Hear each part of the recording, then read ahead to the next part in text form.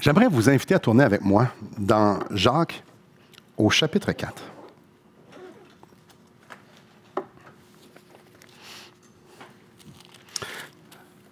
Le thème de l'Église pour ce mois-ci, c'est savourer Dieu dans la prière. Et ma prière pour les 5 prochaines semaines, c'est que Dieu nous donne une profonde appréciation de contempler sa face, de déguster ses perfections dans la prière. J'aimerais tellement que Dieu puisse venir chambouler chacune de nos vies par sa présence. Et que ça laisse en nous un désir profond et grandissant de prier, de vouloir passer du temps avec lui, de pouvoir apprendre à le connaître dans la prière. Un mois, c'est comme thème de la prière. Je vous dis tout de suite, je ne suis pas un expert. Je ne suis pas un expert, je ne suis pas l'athlète olympique de la prière qui va vous dire « Suivez-moi, moi je vais vous montrer comment ça marche la patente parce que je suis exemplaire. » Non, pas du tout. Je suis en plein apprentissage et j'espère de continuer à l'être pour le restant de ma vie. Mais ce que je vais vous enseigner aujourd'hui, c'est quelque chose que le Seigneur m'a montré et qui m'a, depuis vraiment un bon bout de temps, et qui m'a transformé à travers ça. En fait, il a transformé totalement ma façon de prier. Et l'idée ne vient pas de moi, je vous le dis tout de suite, pour ne pas vous dire « moi, mon pasteur, il est vraiment hot, il a trouvé quelque chose que personne n'avait jamais vu dans la Bible. » Non. C'est pas ça pantoute, c'est pas mon cas. Je vous dis pas, ça vient pas de moi, c'est dans la Bible. Peut-être que vous l'avez jamais vu, mais c'est là. Et si on étudie l'histoire de l'Église, on va voir qu'il y a eu beaucoup d'enseignements là-dedans. Il y a eu beaucoup d'hommes et de femmes de Dieu qui ont prié de cette façon-là. Cet enseignement-là n'est pas nouvelle. On peut aller sur Internet, voir des blogs. On en parle un peu partout sur Internet. Et il y a des livres qui sont écrits sur le sujet. Aujourd'hui, c'est un cours 101 sur la prière. C'est un cours de base qui n'est rien de révolutionnaire, que je ne vous dirai pas comme « Ah! » C'est vraiment, non, c'est vraiment très simple, super simple. Aujourd'hui, on va parler de prier les Écritures. Premièrement, on va se rappeler qu'on n'est pas naturellement équipé pour pouvoir s'adresser à Dieu. Et ça, c'est quand même un gros problème. Et la deuxième chose qu'on va voir, c'est la solution. Comment Dieu a réglé ce problème-là. Puis, on va terminer avec 2 points pratiques qui ont en fait deux façons de faire. Et c'est un peu ça qui est sur le menu aujourd'hui. On commence. On va regarder 2 problèmes qui en font un très gros concernant notre capacité de pouvoir prier. On commence avec le premier. D'un couvert à l'autre de la Bible, Dieu nous dit qu'il est saint. Et ça, c'est une bonne nouvelle, mais ça cause un certain problème. Saint implique qu'il est dans une classe complètement à part. Il est différent de tout le reste. Toute chose qui existe, lui, il est à part.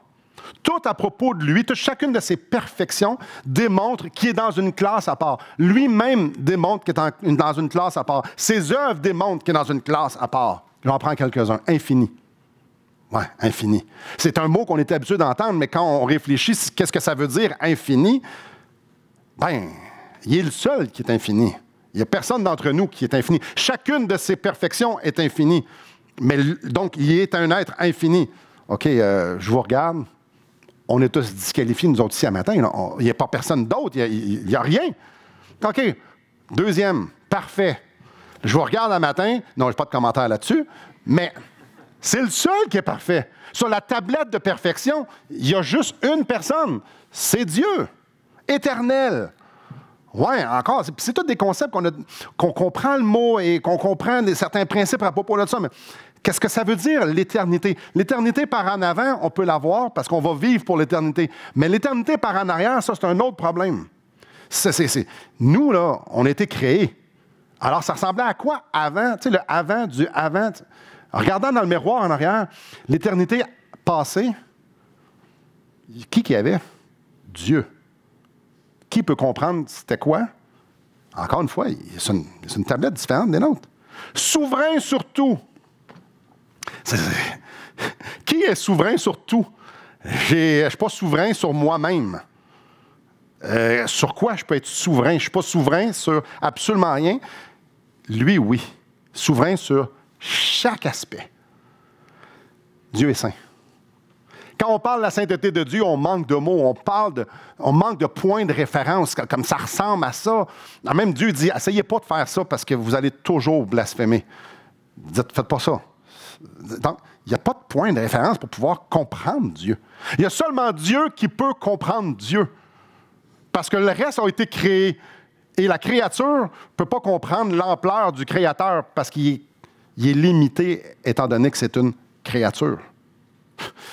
Juste pour rajouter quelque chose d'encore pire, c'est normal qu'on ne comprenne pas Dieu. On est des pécheurs. Tout autour de nous et tout en dedans de nous a été corrompu par le péché. Donc, comment on fait pour comprendre Dieu? Chacune de nos perceptions, à propos de tout, que ce soit le lever du soleil, que ce soit une lecture, une relation, que ce soit n'importe quoi, chacune de nos perceptions, chacune de nos interprétations est lourdement teintée par notre nature pécheresse. Non seulement teintée par notre nature pécheresse, elle est aussi teintée de nos péchés. Écoute, quand tu crois un mensonge, tu t'avances dans un chemin, mais on en croit plein de mensonges. Tu t'avances sur un chemin qui teinte toute ta perception. Et non seulement ça, les péchés des autres aussi nous atteignent. Les péchés des autres aussi, souvent, vont nous faire bifurquer, puis ça nous fait mal, on va réagir à ça. Bref, tout autour de nous, la façon qu'on le voit, c'est biaisé. On est 100% biaisé. C'est pas fini. Éphésiens 2.1 nous dit qu'on est spirituellement mort. Ça peut être plus biaisé que ça. Nous sommes morts. Comment pourrions-nous comprendre celui de qui vient la vie, étant donné que nous sommes morts? La compréhension d'une roche sur n'importe quoi est quand même très limitée. Nous sommes morts. Comment pourrions-nous comprendre Dieu qui est la source de la vie? Juste l'idée qu'il est la source de la vie, c'est trop gros pour nous autres. Dans 1 Corinthiens, chapitre 2, verset 14, on lit, « Mais l'homme naturel, donc l'homme pécheur, l'homme, celui qui naît avec la nature pécheresse, n'accepte pas les choses de l'esprit, car elles sont une folie pour lui. Il ne peut pas les connaître. L'homme naturel, l'homme pécheur, l'homme ordinaire, vous, moi, nous ne pouvons pas connaître Dieu parce que c'est spirituellement qu'on en juge. » Paul est en train de parler ici qu'il y a deux sortes de langage. Le langage de la roche puis le langage du vivant. Ça ne communique pas ensemble. C'est impossible. Ça ne fonctionne pas. La Bible est claire. On ne peut pas comprendre Dieu. On est humainement beaucoup trop limité. C'est pour ça que Dieu déclare dans Ésaïe 55, « Mes pensées ne sont pas vos pensées. Mes voix ne sont pas vos voix, dit l'Éternel. Autant les cieux sont élevés au-dessus de la terre, autant mes voix sont élevées au-dessus de vos voix et mes pensées au-dessus de vos pensées. » Essaye pas, Simon. Essaye pas personne. Vous ne me comprendrez pas, Dieu est clair. Vous ne pouvez pas me comprendre. Vous ne pouvez pas comprendre qui je suis parfaitement. Vous pouvez juste comprendre. Je peux juste vous montrer quelques ombrages ici et là. C'est tout ce que vous êtes capable de comprendre. Assurément, vous n'êtes pas capable de comprendre comment moi je pense. Encore moins, c'est quoi ma volonté? Encore moins, c'est quoi mes buts? Vous n'êtes pas capable. Je suis sur une autre planète. Là. C'est dans une autre sphère. Moi, je suis parfait. Je ne suis pas en train de dire que Dieu habite sur une planète en passant. Pensez à Joseph. L'histoire de Joseph. Pauvre gars quand même. Il en a souffert une claque, Joseph. Puis Joseph en a souffert une claque. Puis quand tu regardes son histoire, c'est juste à la fin que tu comprends ce qui se passe. Dieu voulait sauver le peuple d'Israël. Et en mesure de sauver le peuple d'Israël, Joseph devait passer au travers de tout ce qui a passé. Des choses atroces. Qui aurait pu dire, ben oui, je l'avais vu venir, là, c'était évident. Tu sais, quand Joseph l'ont mis dans le puits, c'était évident que c'était pour sauver le peuple d'Israël. Non, personne. Daniel, dans la fosse au lion, qui a dit, oh, ouais, moi, on va être à sa place, je vais arrêter, moi aussi, sans problème. C'était évident ce que Dieu était pour faire. Ou les ses trois amis dans la fournaise ardente, c'était évident ce que Dieu était pour faire, là. Non. Marie, t'es vierge, mais tu vas tomber enceinte. Avouez que c'était évident. C'était un drame pour elle. Elle était pour être enceinte, elle n'avait jamais connu un homme. C'était un drame. C'est une histoire abracadabrante. Lazare qui meurt pour montrer la gloire de Dieu. Jésus Dieu qui s'incarne. On va avouer une chose, non? Les exemples que Dieu ne fait pas les choses comme on pense dans la Bible, en fait, c'est couvert à couvert. Tu lis la Bible, à peu près chaque histoire, tu te dis, mais qu'est-ce qui se passe? Mais pourquoi? Nous, on a la fin de l'histoire, mais eux autres, pendant qu'ils sont en train de la vivre, là, c'est atroce, il y a des guerres, il y a des ci, il y a des ça, le sol s'ouvre, le monde tombe dedans. Qu'est-ce qui est en train de se passer? C'est plein de rebondissements, puis c'est abracadabrant. L'autre, l'arche est en train de tomber, il la retient, tombe mort. Qu'est-ce qui se passe ici? C'est rien de tout ça. Dieu ne fait pas les affaires comme nous autres. Puis si on regarde dans notre propre vie, ça vous est déjà arrivé, vous autres, une fois ou deux, de dire « Là, je comprends pas. » Moi, c'est comme mon quotidien. Je comprends pas. Je comprends pas. Je comprends pas ce qu'il fait. Ça ne veut pas dire que je ne le remets pas en doute, mais comprendre ce qu'il fait, non. Le premier problème concernant notre capacité à prier, c'est on ne peut pas comprendre Dieu. On ne comprend pas lui et on ne comprend pas ce qu'il fait. On va avouer, c'est quand même assez substantiel. Deuxième problème, parce qu'il y en a un deuxième. Il y a une autre chose que la Bible est vraiment claire. Tout ce qui arrive, tout ce que Dieu fait et tout ce que Dieu permet a un seul but, sa gloire. C'est de lui, par lui et pour lui que sont toutes choses. À lui soit la gloire au siècle des siècles. Amen. Donc, que ce soit dans la création, que ce soit dans les circonstances, dans les relations, que ce soit dans la nature, que ce soit dans l'être humain, que ce soit dans n'importe quoi, Dieu est en train de se glorifier. Notre salut, nous avons été sauvés pour célébrer la gloire de sa grâce. Nous avons été sauvés pour sa gloire. Tout est pour sa gloire. Et là vient le deuxième problème. Naturellement, on ne veut pas glorifier Dieu. Ça, c'est pas en nous, ça, là. C'est un gros problème. Gros problème. Notre nature pécheresse, nos nombreuses années d'expérience de péché, le monde autour de nous qui nous catapulte des mensonges de part et d'autre, le prince de ce monde qui nous met un buffet de tentation incroyable, tout ça pointe dans une seule direction. Là. Ben, la vôtre aussi, là. C'est notre nombril. Notre nombril. Vis pour toi, mon Simon. Avez-vous déjà, je donne un exemple. Avez-vous déjà entendu, il faut prendre du temps pour nous. Pense à toi. Avez-vous déjà entendu, pense à toi. C'est pas écrit dans la Bible, pense à toi. C'est écrit dans la Bible, pense à Dieu. Ah, c'est comme un peu différent. Avez-vous déjà entendu, t'es capable? Quel mensonge!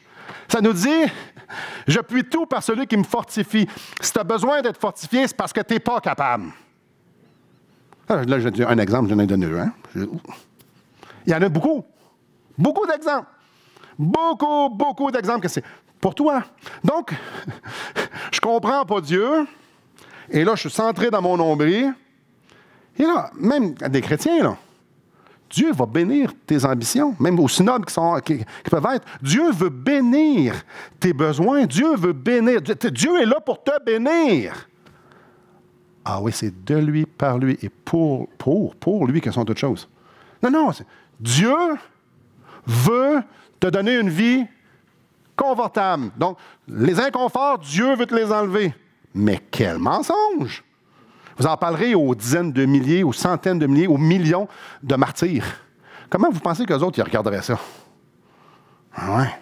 Il y en a une gang qui ont été brûlés. Dieu veut absolument me bénir dans le confort, sans la souffrance. Vous êtes dans Jacques. C'est pas surprenant qu'on retrouve, avec ce qu'on vient de dire, un passage comme dans Jacques. D'où viennent les luttes au verset 1? Chapitre 4, verset 1. D'où viennent les luttes? Et d'où viennent les querelles parmi vous? N'est-ce pas de vos passions qui combattent dans vos membres? Ici, c'est vraiment problème relationnel 101. En dedans de toi, tu tires sa couverte. Puis l'autre, il tire aussi. Il est là le problème. Tes passions, tes désirs, tu veux les avoir pour toi. Les querelles sont là quand tu touches à la couverte. Si personne touchait à la couverte, il n'y en aurait pas de chicane, il n'y aurait pas de conflit. Mais le problème, c'est que je veux que ça se passe comme moi je veux, selon ma perspective. Moi, je pense que tu devrais changer d'idée. C'est de ça qu'il est en train de dire. Ici, là, c'est problème 101, problème relationnel 101. Vous convoitez. Je veux avoir la couverte sur mon bord parce que je pense que c'est ça qui est le mieux. Mais vous ne possédez pas. Vous êtes meurtrier et envieux et vous ne pouvez pas obtenir. Vous avez des querelles et des luttes et vous ne possédez pas parce que vous ne demandez pas. Et ça, il n'est pas en train de dire que les gens ne prient pas. Ça s'adresse à des chrétiens. Il n'est pas en train de dire que les gens ne prient pas. Il est en train de dire vous priez mal. Vous demandez et ne vous recevez pas parce que vous demandez mal dans le but de satisfaire vos passions. À moi, c'est pour moi. Relationnel, dans la prière, ma vie est centrée sur moi. Et là, il dit, adultère que vous êtes. Ne savez-vous pas que l'amour du monde est inimitié contre Dieu? Celui donc qui veut être ami du monde se rend ennemi de Dieu. Adultère que vous êtes. Ça, là, c'est une des phrases qui résonne le plus dans la Bible. Que ce soit avec le peuple d'Israël, que ce soit dans l'Église. Adultère que vous êtes. Vos passions et vos désirs sont une idole. Ce que vous voulez, ce que vous attendez de votre vie, c'est une idole. Et ce que vous voulez, là, c'est que Dieu vienne bénir ce qui va vous gratifier. Tu prends Dieu pour venir bénir ton idole. Je vous illustre ça. Je m'en vais coucher avec la voisine. Et là, je prends mon cellulaire et je dis... T'oublies pas de faire mon souper, n'est-ce pas? Et j'aimerais ça que tu viennes me le porter, ça ne me tente pas de me déplacer. Viens me montrer à quel point tu m'aimes chez la voisine. Et on fait tout, mais voyons, ça n'a pas de sens. Ce que Jacques est en train de dire ici, vous êtes à genoux devant le miroir, devant vos ambitions, devant ce que vous pensez que ça devrait être, et tu demandes à Dieu, viens bénir ce que moi je vois. Et ça, il appelle ça adultère. Tu es à genoux devant ton idole, devant tes ambitions, devant tes passions, devant tes désirs. Puis tu dis à Dieu, viens me bénir. Regardez ce que Paul, je vous le lis, ce que Paul dit à ce sujet-là dans Romains chapitre 12, verset 2. Ne vous conformez pas au siècle présent. Et regardez ici, ça nous dit à la fin du verset 4, celui donc qui veut être ami du monde se rend ennemi de Dieu. L'ami du monde, là, c'est celui qui vit pour lui. Être ami du monde, selon le contexte ici, c'est celui qui vit pour lui, c'est celui qui vit selon ses désirs, selon ses passions. On parle ici toujours de chrétiens. Et c'est spécial, Paul ici, lui, il parle de ne pas se conformer au siècle présent. Tout dans le siècle présent nous dit « ton nombril, mon Simon ». Ça nous dit plutôt « soyez transformés par le renouvellement de l'intelligence, afin que vous discerniez quelle est la volonté de Dieu, ce qui est bon, agréable et parfait ». Sans renouvellement de l'intelligence, c'est impossible de discerner la volonté de Dieu.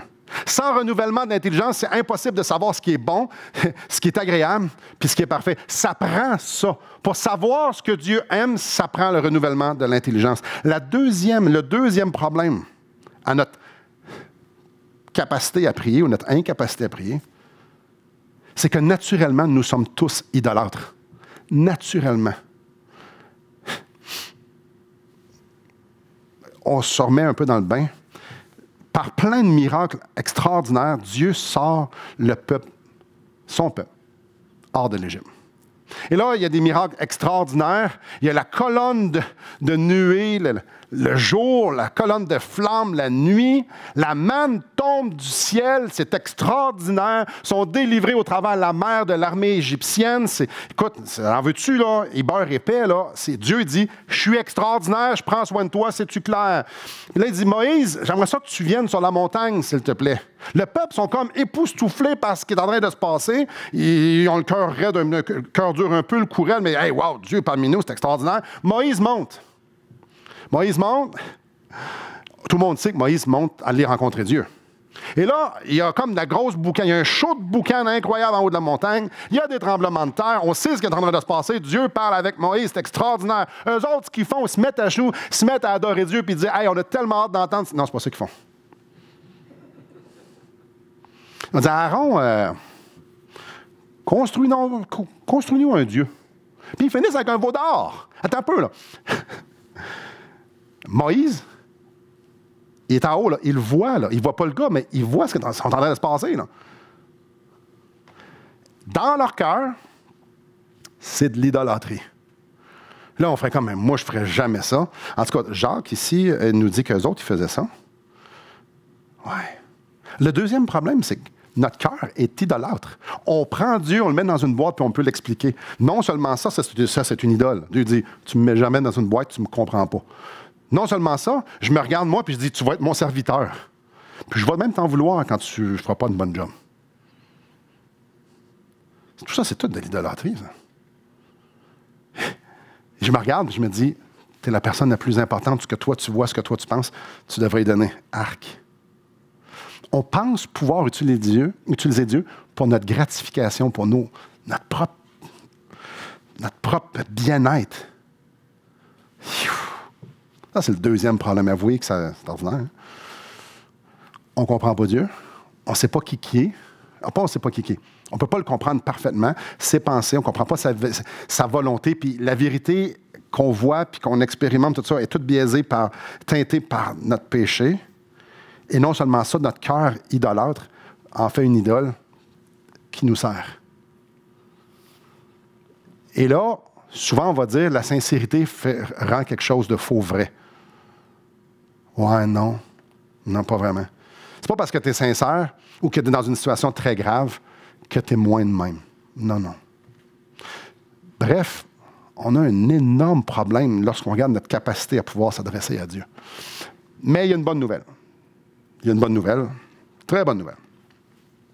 C'est que Dieu veut qu'on rentre en relation avec lui. Dieu veut utiliser notre vie de prière pour nous montrer sa face. Dieu veut utiliser notre vie de prière pour se révéler, pour qu'on puisse voir sa gloire. Dieu veut nous montrer sa gloire et notre vie de prière est un des éléments avec lesquels il va pouvoir nous faire « tada ». Dieu veut qu'on soit participant de son royaume. Tu n'achètes pas une réponse aux prières. Tu ne fais pas changer d'idée de Dieu. Dieu est immuable, Dieu ne change pas, Dieu est souverain. Et ce n'est pas parce que je l'ai pris qu'il va absolument le changer tout son plan. Ah, wow. Ça aussi, c'est de l'idolâtrie. Non, Dieu dit, non, attends un peu. Je veux te rendre participant dans mon royaume. Donc, il a pourvu à une solution, mais on va regarder la solution. Vous allez voir, c'est vraiment simple. Dans Jean 8, 32, Jésus dit, et revenez avec moi dans le psaume 19 avant de... Allez là, on va aller lire le psaume 19, quelques petits bouts ici.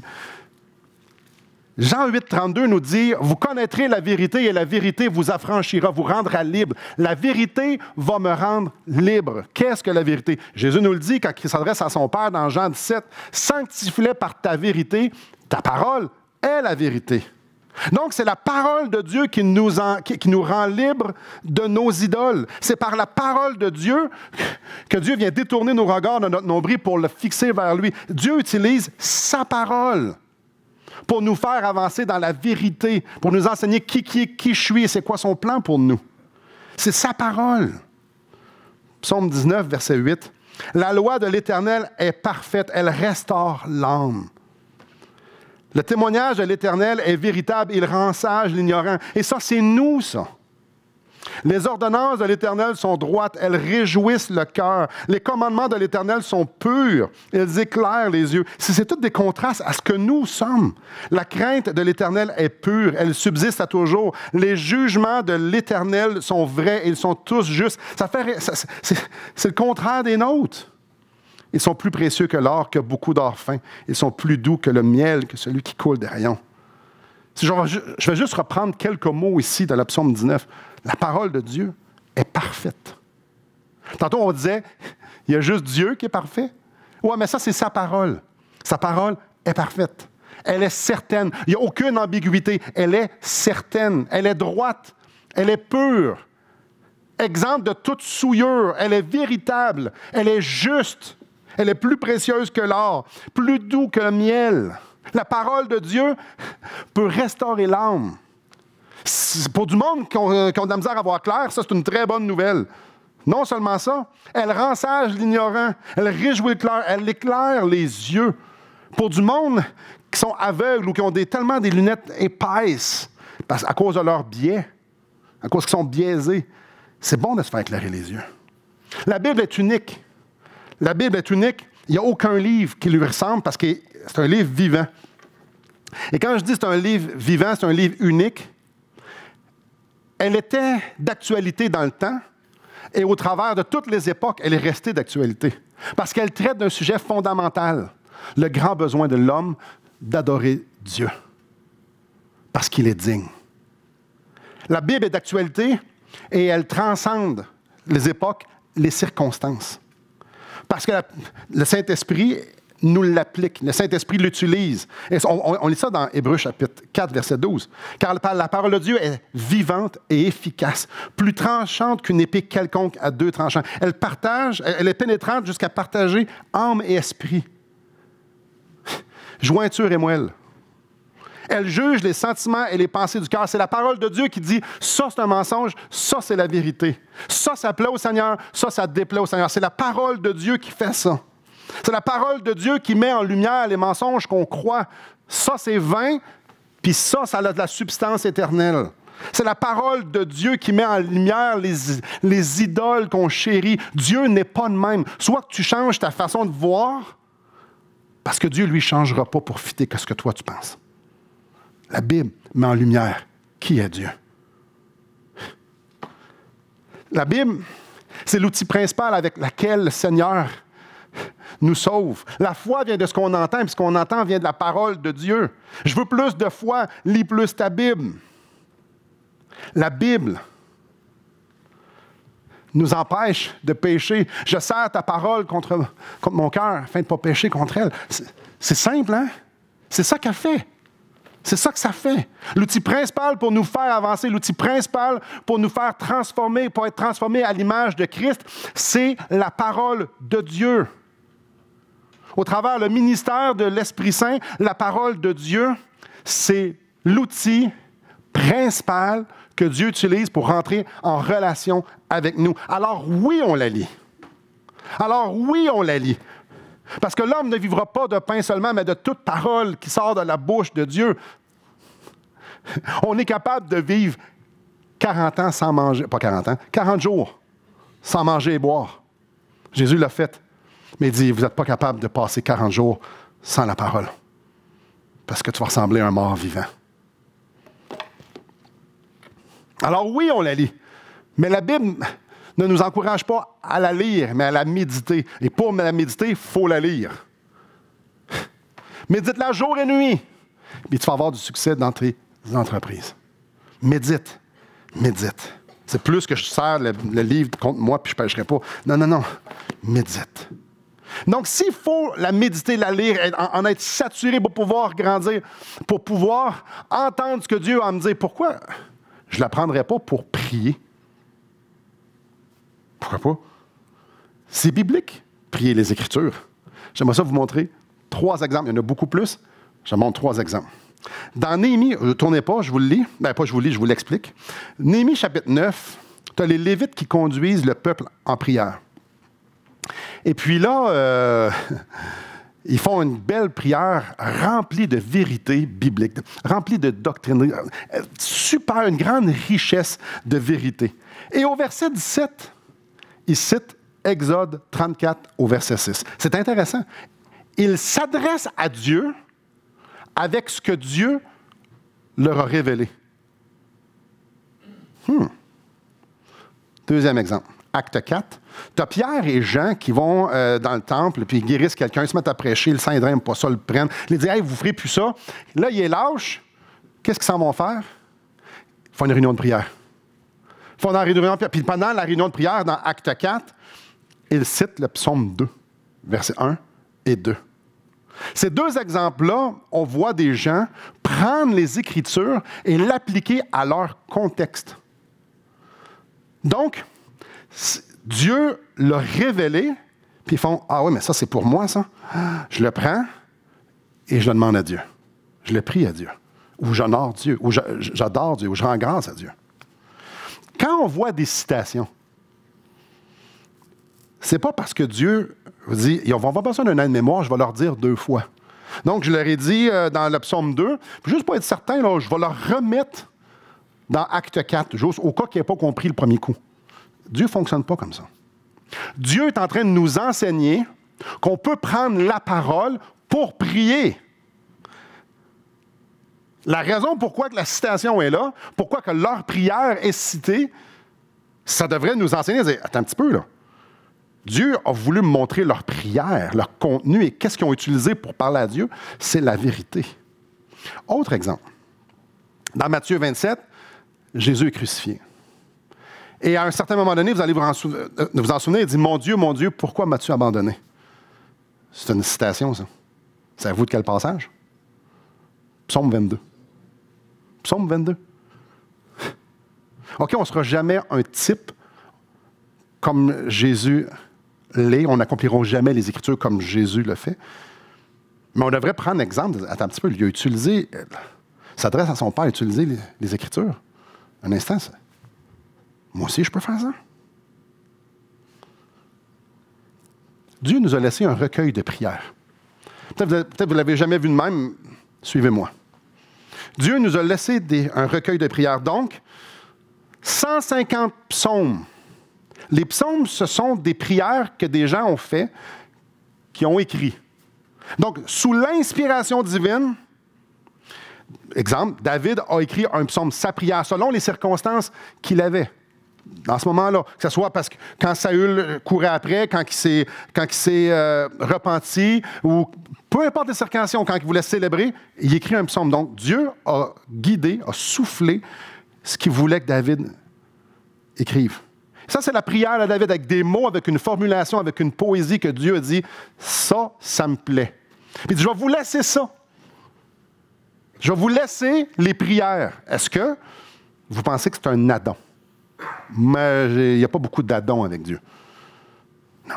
Surtout quand tu regardes que ça fait des milliers d'années que le peuple de Dieu prend la révélation, comment David a mis sur papier ses émotions, puis prennent ces mots-là et les redisent à Dieu. Ça fait des milliers d'années que le peuple fait ça. Ici, l'idée, ce n'est pas de réciter une prière comme certaines religions vont vous dire de faire, ou encore là, comme vous avez peut-être déjà fait. L'idée, ce n'est pas de réciter de 20 mots. Non, mais plutôt, c'est de dire, ce psaume-là met des mots sur comment je me sens. Ce que lui est en train de vivre, c'est comment moi je me vis. Prie ce qu'il dit. Parce que ça, c'est inspiré de Dieu. C'est comme ça que Dieu veut qu'on y parle. Fait que j'ai le choix d'être créatif puis d'aller puiser dans mon coffre à outils idolâtre, ou j'ai le choix de prendre les mots inspirés de Dieu et il me semble que le choix est quand même assez facile. Dieu nous dit, quand tu sens comme ça, regarde, j'ai 22 psaumes de même. Tu peux utiliser ce langage-là. C'est comme ça, j'aimerais ça que tu me parles. Dans la détresse, j'en ai 35 de même. Là, je ne suis pas en train de dire que ce pas des vrais chiffres, là, je l'ai dit comme ça, à titre d'illustration. Imaginez, la parole de Dieu nous permet de filtrer nos cœurs. La parole de Dieu nous permet de filtrer nos requêtes à la lumière de la vérité. Comme je dis, à la place d'aller puiser dans mon cœur tortué pour trouver des mots, pour trouver mes requêtes, je peux aller puiser dans la parole, dans la vérité, et me retourner de bord puis dire, Dieu, voilà, je réponds à ce que tu me dis avec ta parole. Quand nos prières sont une réponse à la révélation de Dieu, ça change notre vie de prière. Parce que je ne suis pas en train de puiser dans mon cœur idolâtre, je suis en train de puiser dans la vérité. Ça change, ça transforme tout. Parce que tu prends la parole de Dieu, puis tu la laisses transformer. Elle vient mettre en lumière la circonstance. Qui est Dieu? Qui tu es? Vient mettre en lumière tes idoles, vient mettre en lumière tes passions, vient mettre en lumière tout ça. Donc, la parole vient te transformer, puis vient te donner une juste vision des circonstances et ta place dans la circonstance, dans le royaume et devant le Seigneur. Et là, vient te faire monter parce que le Saint-Esprit travaille énormément là-dedans, parce que le Saint-Esprit, lui, sait comment parler à Dieu, parce qu'il est Dieu. Il vient te mettre les bons fardeaux sur le cœur. Pas des fardeaux idolâtres, pas des fardeaux qui sont centrés sur toi, des fardeaux qui vont honorer Dieu. Et c'est là que tu t'adresses à Dieu dans la vérité. Donc, la parole de Dieu, tu réponds à la parole à Dieu. Si tu ne peux pas faire ça sans que ça donne une appréciation totalement différente de rentrer dans la présence de Dieu. Ce qui est extraordinaire, c'est que la parole de Dieu, c'est Dieu qui nous parle. Mais la parole de Dieu, c'est plus comment rentrer en relation avec Dieu. Ça va dans les deux sens. Est utile. Dieu veut qu'on rentre en relation avec lui. Prenons-la. Ah, chérie, tu peux-tu mettre ton masque et donner un petit papier comme ça à tout le monde? En fait, Dan, je vais te donner l'autre moitié. Et là, La caméra me suit. C'est pas grave. 2 points pratiques. Je vous ai parlé de 2 points pratiques. C'est 2 façons de faire. Là, je vais vous montrer ma façon de faire. Ce n'est pas la façon, c'est ma façon. C'est très différent des deux. Il y a une grosse nuance à faire. Je ne suis pas en train de vous dire que c'est juste de même que vous devez prier. Je suis en train de vous dire que ça, c'est une façon que vous pouvez prier. Donc, point 1, point A, quand on lit un passage de la Bible, on laisse la parole nous diriger en prière en se posant 3 questions. La première, c'est qu'est-ce que Dieu est en train de me révéler dans ce passage-là. Que ça soit une histoire, quelque chose de narratif, que ça soit de la poésie. Je fais allusion aux psaumes, je fais allusion aux proverbes, je fais allusion à Cantique des Cantiques, à Ecclésiaste, ou maintenant encore doctrinal, exemple, Romain. Peu importe quel passage, Dieu est en train de se révéler. Dieu n'utilise pas nécessairement la Bible, les histoires de la Bible pour nous enseigner l'histoire, mais plutôt pour nous montrer comment il se révèle. Je répète ça. Les histoires de la Bible, ou les doctrines, ou la poésie, est un moyen par lequel Dieu se révèle.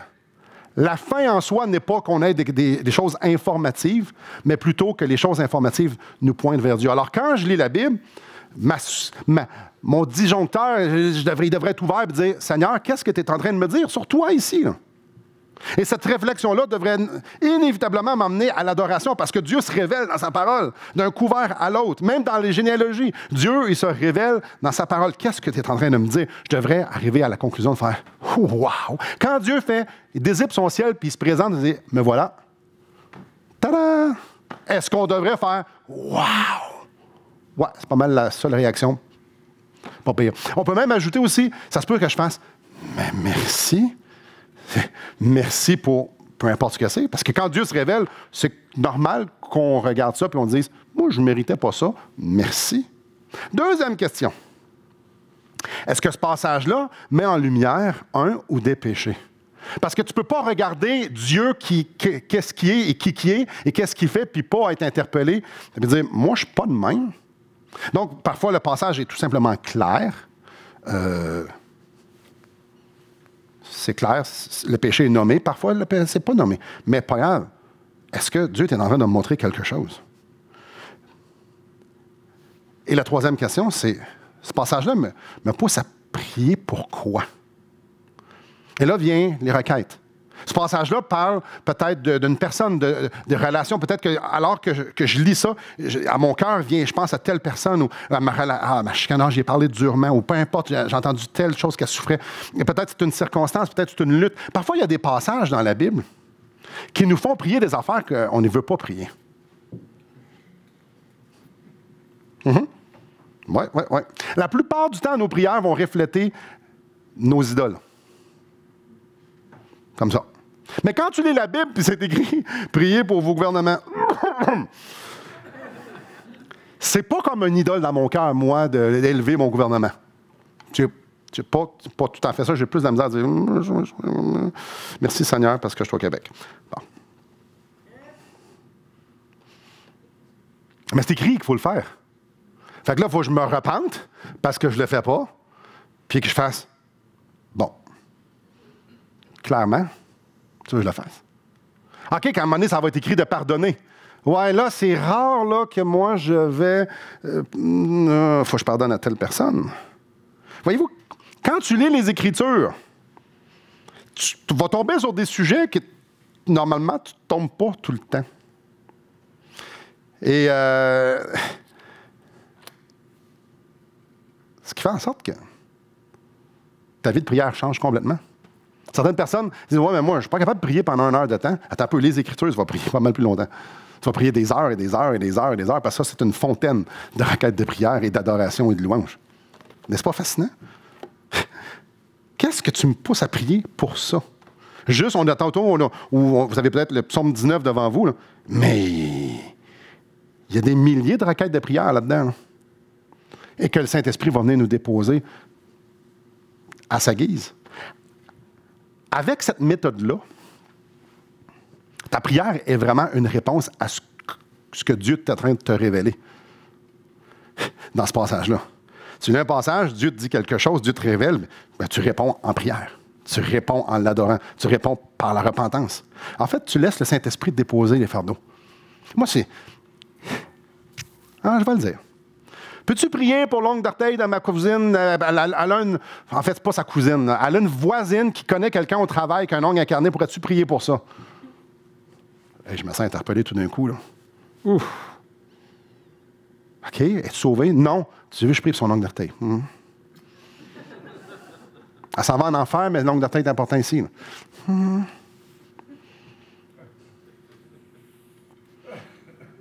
OK. Avez-vous déjà prié?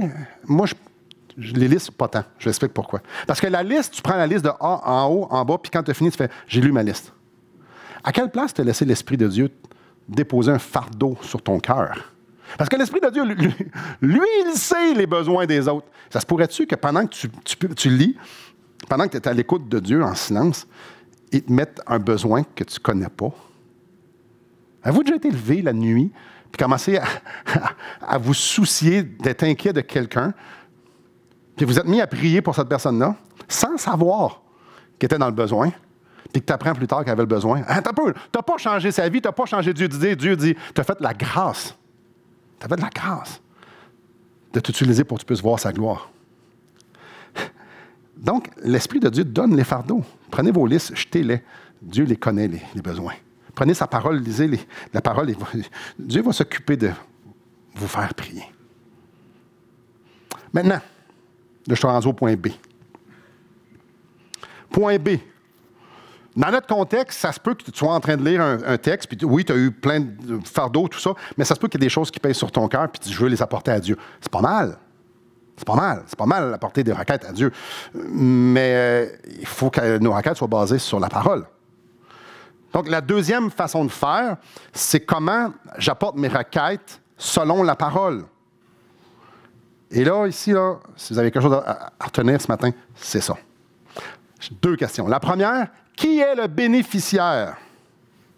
Je me rappelle, Dieu fait tout pour sa gloire, permet tout pour sa gloire. Donc, les circonstances qui sont en train d'arriver dans ma vie présentement, Dieu est en train de se glorifier. Il fait tout pour sa gloire.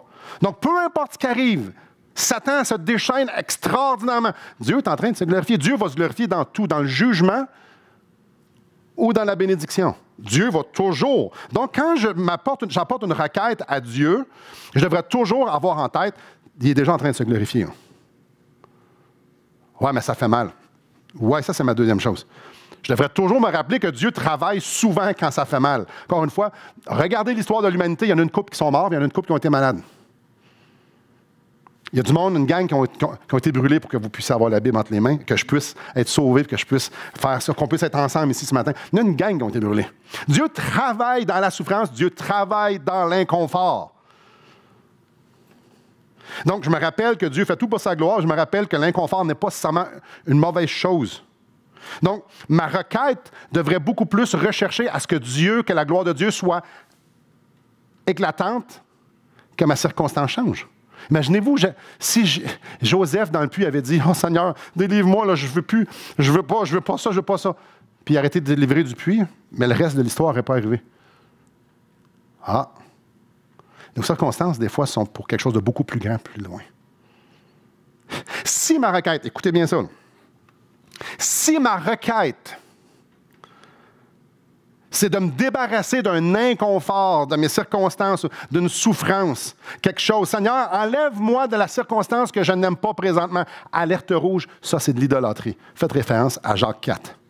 Je ne veux pas vivre cette circonstance-là, aussi douloureuse qu'elle soit.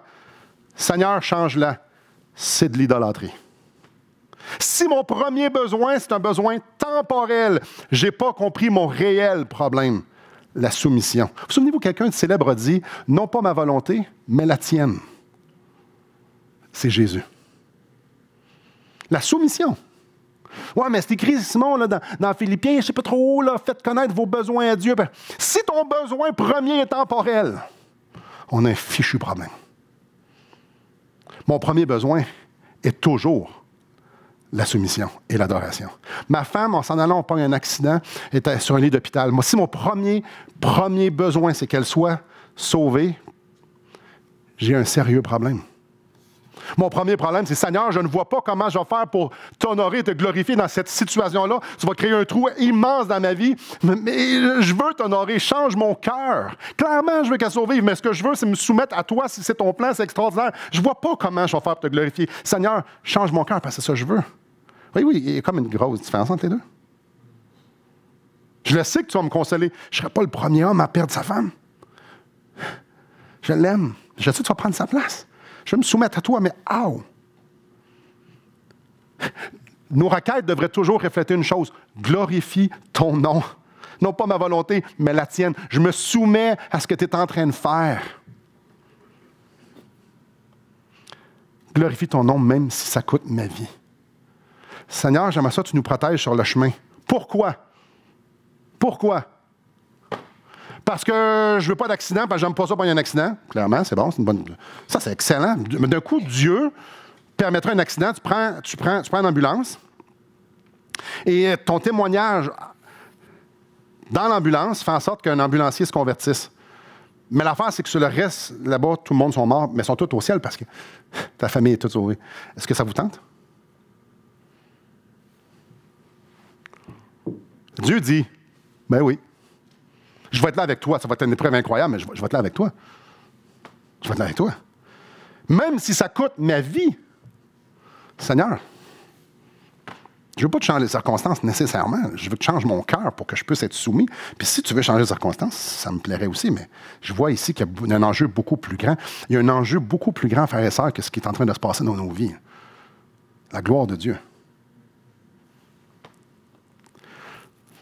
Dernier point. Avant d'apporter une requête, sur quoi je me base pour demander ma requête? Protège-moi sur la route. Sur quoi je me base? Y a-t-il une promesse? Je vais te protéger sur la route. Non.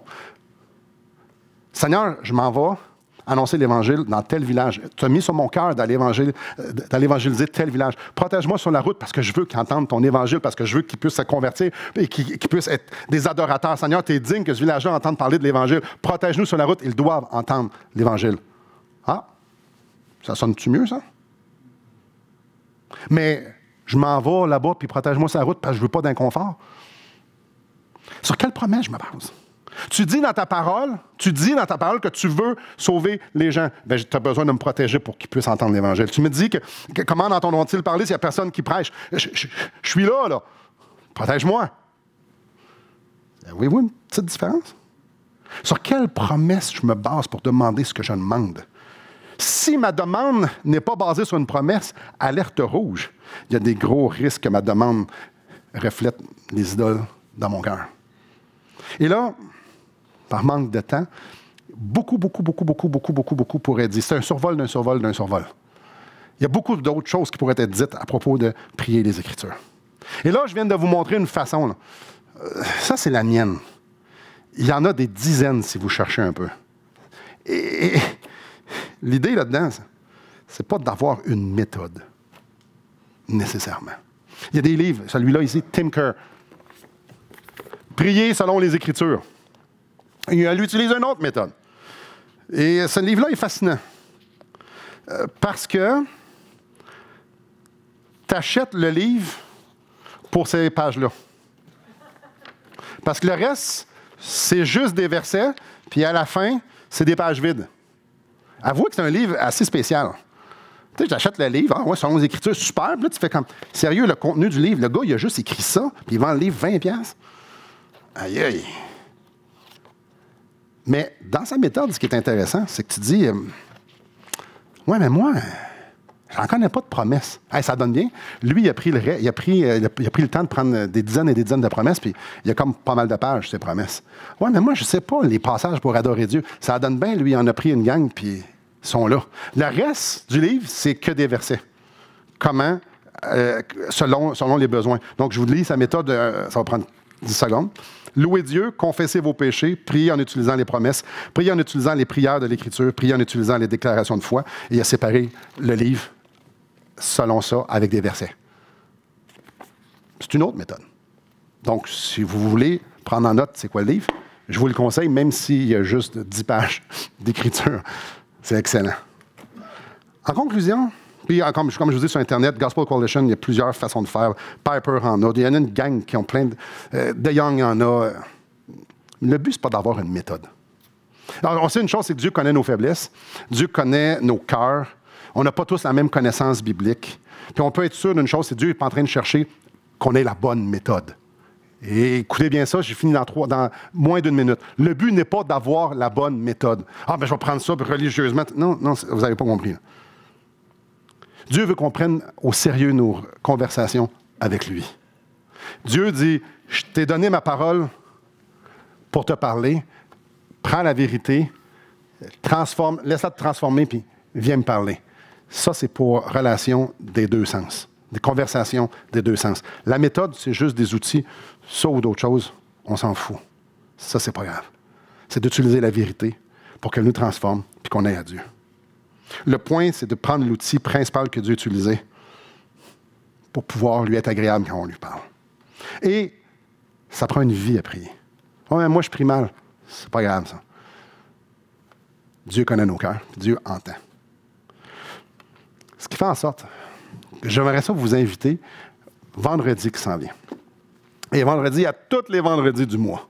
Qu'est-ce qu'il va y avoir? Il va y avoir une réunion de prière, ici sur place, et sur Zoom aussi. Qu'est-ce qu'on va faire? On va prendre des passages, puis on va faire exactement cette méthode-là.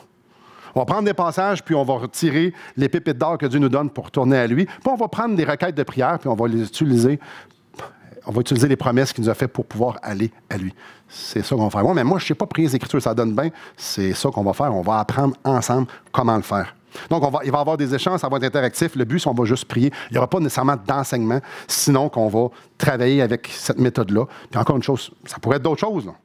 Mais c'est juste de pouvoir prier ensemble en Église.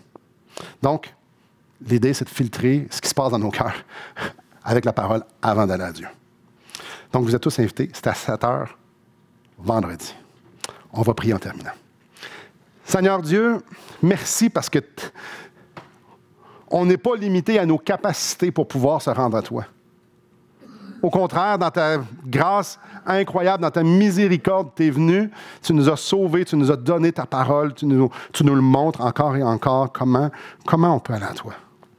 Ma prière, c'est que tu viennes nous rappeler certaines vérités qu'on a vues aujourd'hui et que tu les mettes en application dans nos vies, que tu puisses nous faire monter ce brasier-là, ce désir-là de vouloir s'adresser à toi, de pouvoir te prier, venir se décharger sur toi, mais en même temps, venir se régaler, savourer ta présence dans la prière.